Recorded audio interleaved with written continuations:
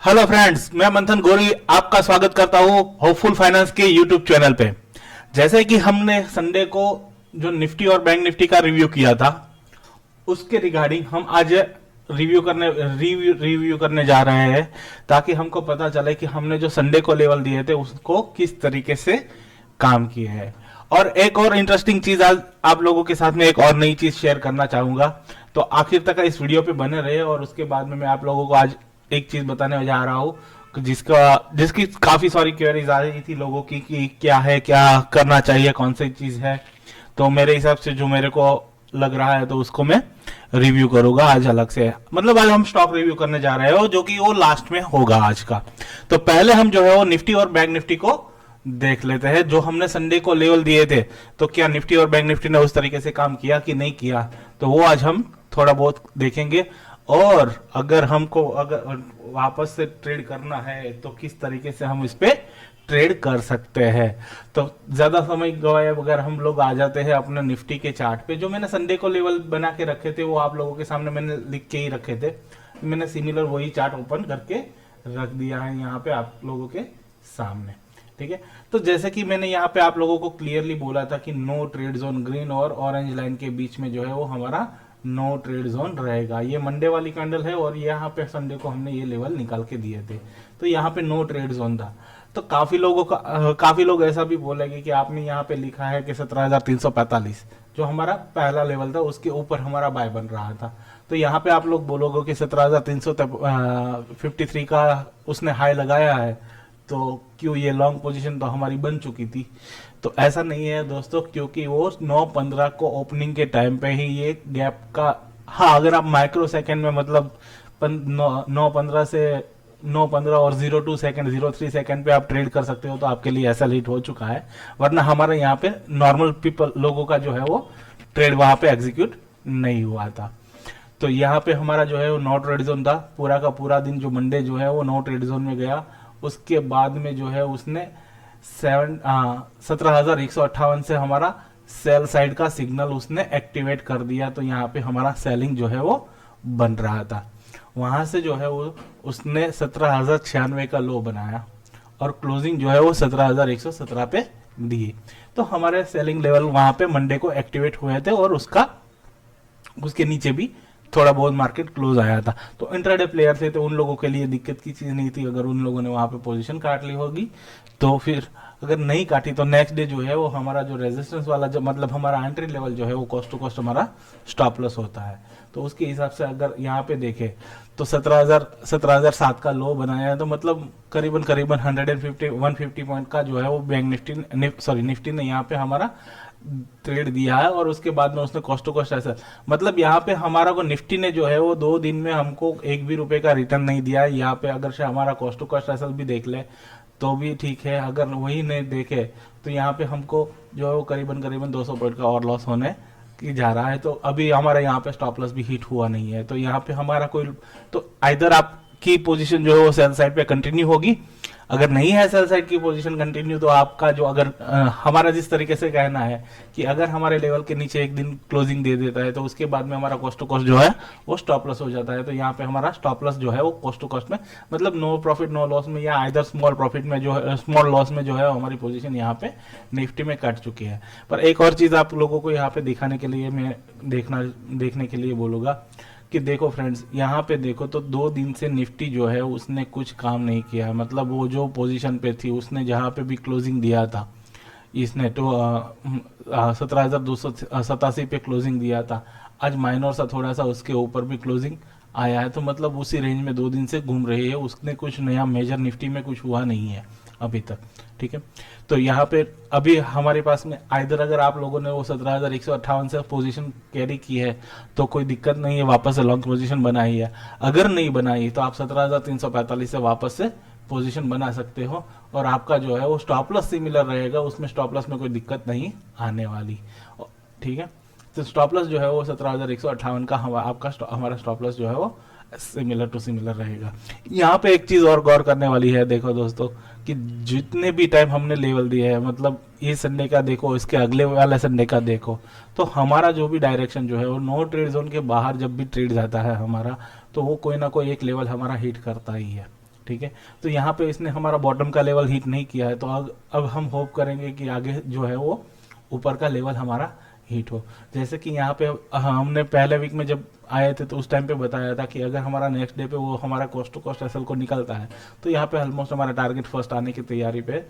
पर अब मेरे को R1 जो है मतलब 17,530 जो है ना, अगर उसके ऊपर भी निफ्टी चलना शुरू हुआ ना तो उसके ऊपर मेरे को ज्यादा नहीं दिख रही, तो मेरा जो है वो 17,530 का मेरा काम खत्म हो जाएगा। मैं उसके अलावा उसके आगे की बारे में नहीं सोचूंगा। यहाँ पे मेरी जो भी पोजीशन होगी बाय सेल की, जो भी पोजीशन मेरी खड़ी रहेगी 17,530 पे मैं खत्म करके उसको आराम करना चाहूंगा। उसके बाद में मैं निफ्टी में कोई नया ट्रेड लेने की सोचूंगा नहीं। ठीक है, तो आइदर मेरे को क्या चाहिए, मेरा S1 हिट होना चाहिए या R1 हिट होना चाहिए। तो यहाँ पे देखो तो दोनों चीज नहीं हो रही है, ना ही उसने S1 हमारा हिट किया है ना ही R1 हिट किया है। ठीक है, पर अभी भी हमारी जो नो ट्रेड जोन की जो रेंज थी उसी में ही वो चल रहा है अभी के लिए मतलब वो मंडे ट्यूसडे का जो ट्रांजेक्शन था वो चल गया। अगर कल इसके बीच में भी रहता है, अगर इनसाइडर कोई कैंडल बनती है तो यहाँ पे वापस से हम कोई ट्रेड नहीं करेंगे। तो निफ्टी में हमारे लिए कोई, हाँ अगर 17,345 को अगर ब्रीच करता है तो हमारे लिए बाय का ट्रेड बनेगा। उसके अलावा हमारे पास में कोई यहाँ पे पोजीशन बन नहीं रही है अभी के लिए। तो ये था निफ्टी के लिए। अभी हम चलते हैं वापस से बैंक निफ्टी के लिए। तो आई होप निफ्टी में आप लोगों को समझ में आया होगा कि क्या करना है। तो निफ्टी में हमारा कॉस्ट टू कॉस्ट में एसएल हिट हुआ है, मतलब हमारा पोजीशन जो है उसमें कोई भी अभी प्रॉफिटेबल नहीं चल रहा है उसका। ठीक है, टेक्निकली जिस तरीके से हमने प्रेजेंट किया है उसके हिसाब से, बाकी आप लोगों ने अपने हिसाब से जो भी ट्रेड किए हो उसके हिसाब से वो अलग चीज है। ठीक है, तो अभी मेरे लिए वापस से लॉन्ग का लेवल जो है वो कल के लिए जो है वो 17,345 के ऊपर ही मेरा लॉन्ग का लेवल रहेगा। उसके अलावा मेरे पास में लॉन्ग का लेवल कोई है नहीं। ठीक है, तो अभी मैं उसके बीच में, अगर ये वापस से इसके बीच में आएगा तो मैं यहाँ पे ट्रेड करना नहीं चाहूंगा।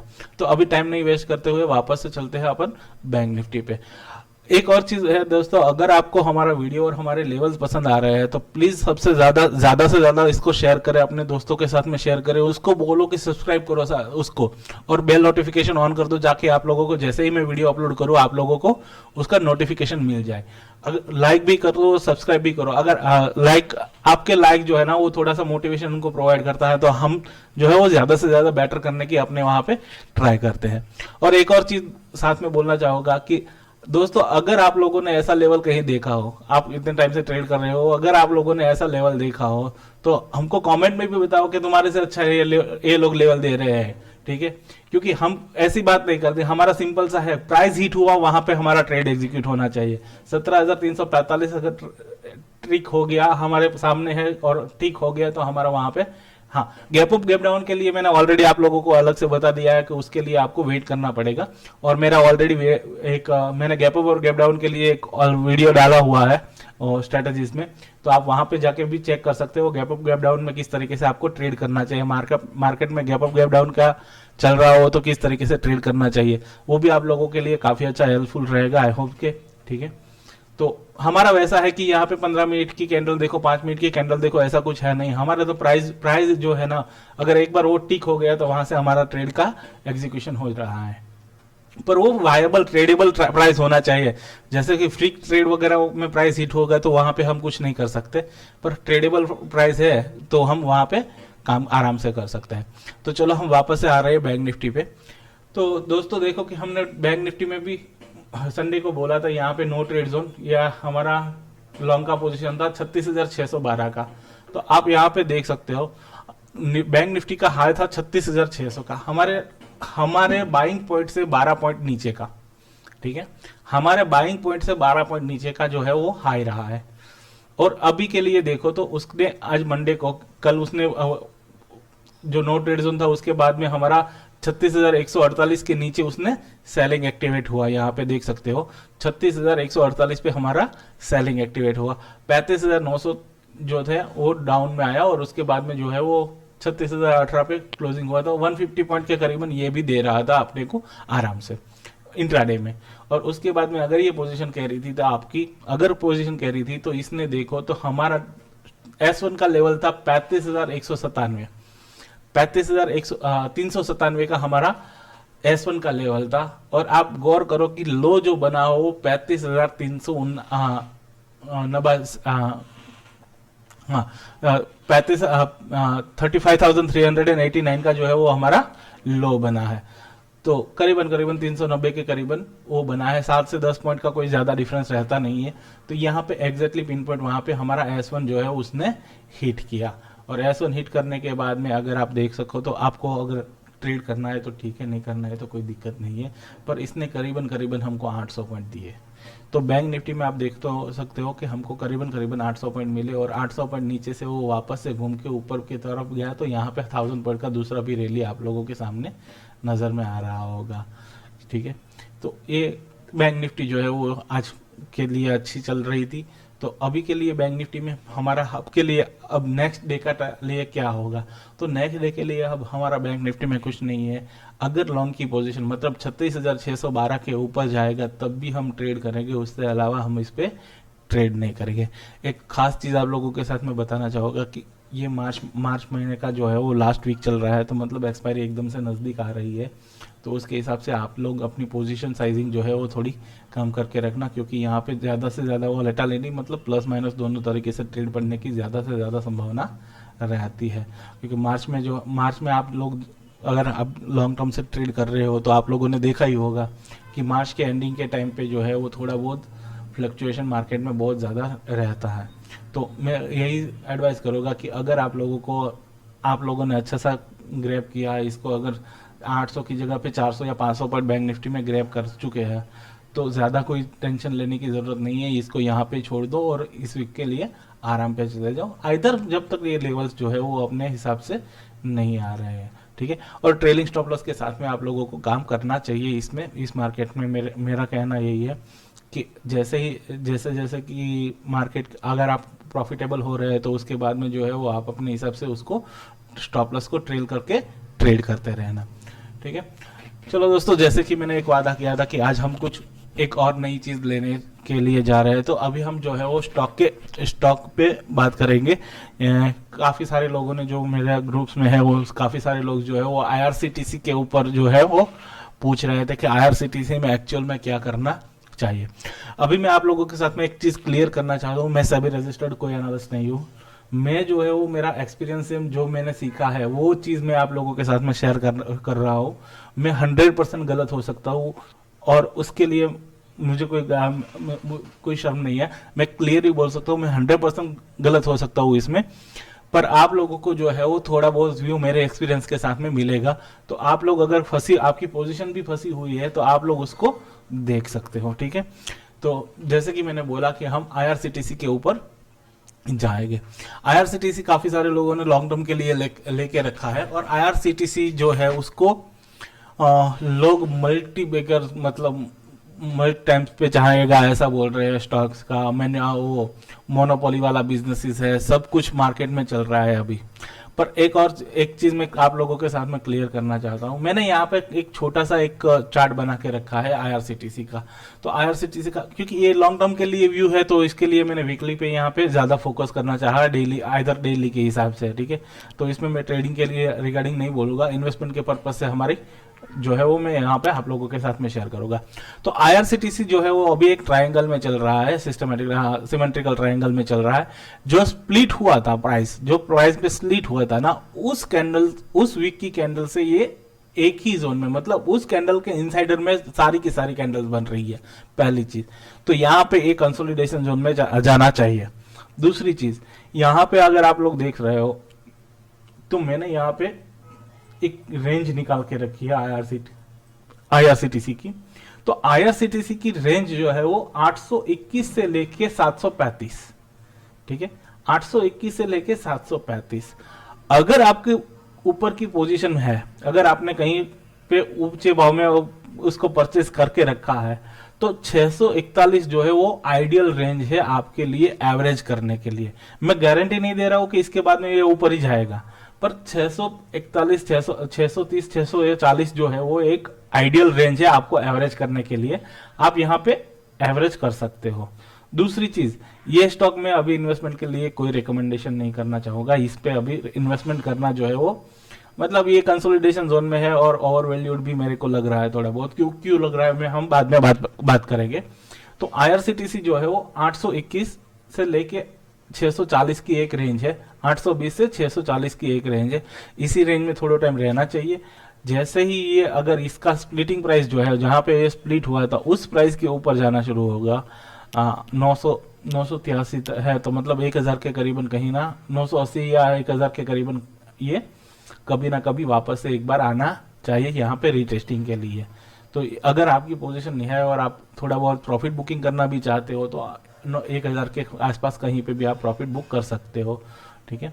पर मेरे हिसाब से ये स्टॉक में अभी के लिए जो है वो एक ही रेंज है, जब तक ये रेंज ब्रेक नहीं करता, ये रेंज ब्रेक नहीं करता तब तक हम इस पे कोई ट्रेड बना नहीं सकते। तो अगर आपकी पोजीशन है और आपने अच्छे से बाय किया हुआ है तो आप इसको लॉन्ग टर्म के लिए होल्ड कर सकते हो। लॉन्ग टर्म के लिए अच्छी चीज है, कोई दिक्कत वाली चीज नहीं है, पर इसका वैल्यूएशन जो है वो थोड़ा बहुत ज्यादा अभी के लिए दिख रहा है। तो 820 से लेके 640 जो है वो उसका एक रेंज है। 820 के ऊपर ये बुलिश होगा और अच्छा वाला मुंह देगा, और 640 जो है वो एक बड़ा वाला सपोर्ट है, इसका बड़ा वाला सपोर्ट है, ये स्ट्रॉन्ग सपोर्ट है। अगर इसके आसपास में हमने कहीं थोड़ा बहुत एक्यूमुलेशन करना शुरू किया तो बहुत अच्छा है, ये लॉन्ग टर्म के लिए अच्छा पैसा दे सकता है, ठीक है। तो अभी मेरे को IRCTC जो है वो ओवर वैल्यूड क्यों दिख रहा है और मैंने, तो यहाँ पे हमें एक skinner.in करके एक वेबसाइट है जो हमको फंडामेंटली एनालिसिस बहुत अच्छे से प्रोवाइड कर रहा है, मैं उसको यूज कर रहा हूँ। Thank you for the Skinner की टीम का खूब खूब आभार कि जिन लोगों ने इतनी ज्यादा मेहनत करके जो है वो यहाँ पे ये सब हमको प्लेटफॉर्म प्रोवाइड कर रहे हैं, ठीक है।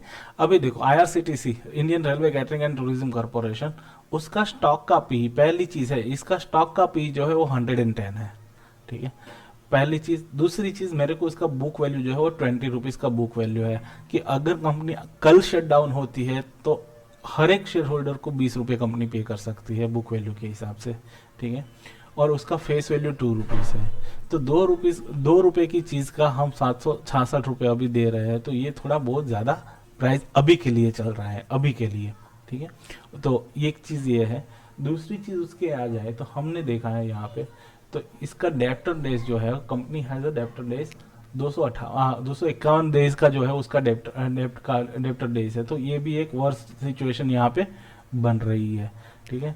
तो ये चीज भी गलत है। और तो 38 टाइम्स जो है वो उसके बुक वैल्यू से चल रही है, तो ये भी गलत चीज है।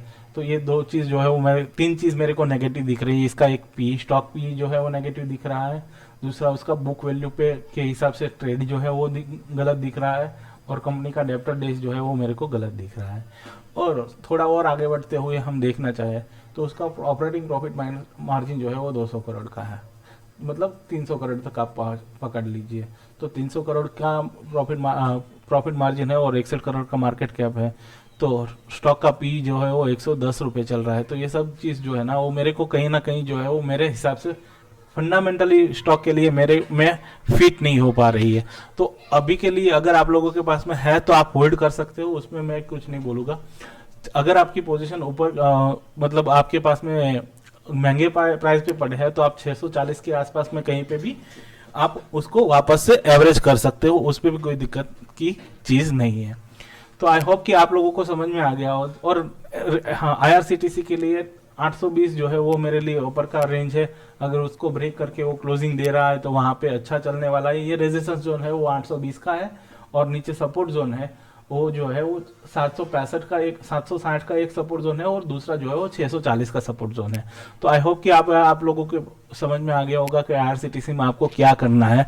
वो डिसीजन आपको लेना है, मैं नहीं ले सकता। तो मेरे हिसाब से IRCTC जो है वो अभी के लिए कंसोलिडेशन में जाने वाला स्टॉक है, तो अभी इस पे जो है वो इन्वेस्टमेंट करना मेरे लिए मुझे अच्छी चीज नहीं दिख रही है। तो उससे बेटर है कोई अच्छे वाले स्टॉक को ढूंढो और उस पर एंट्री करो। अगर आप लोग एक बार फिर से मैं आप लोगों को बता देना चाहता हूँ दोस्तों कि अगर आप लोगों को ये वीडियो जो है वो एंटरटेनिंग अगर अच्छा लग रहा है और एजुकेटिव लग रहा है तो प्लीज अपने दोस्तों के साथ में इसको शेयर करें, उन लोगों को बोलो सब्सक्राइब करो, क्योंकि सबसे ज्यादा मेरा व्यूज जो है वो 80% व्यूज जो है वो नॉन सब्सक्राइबर से आ रहे हैं और सब्सक्राइबर से 20% का व्यूज आ रहा है। तो नॉन सब्सक्राइबर जो लोग देख रहे हो, आपको अगर थोड़ा बहुत भी इससे नॉलेज मिलता है तो प्लीज इसको सब्सक्राइब कर दीजिए। Thank you so much friends.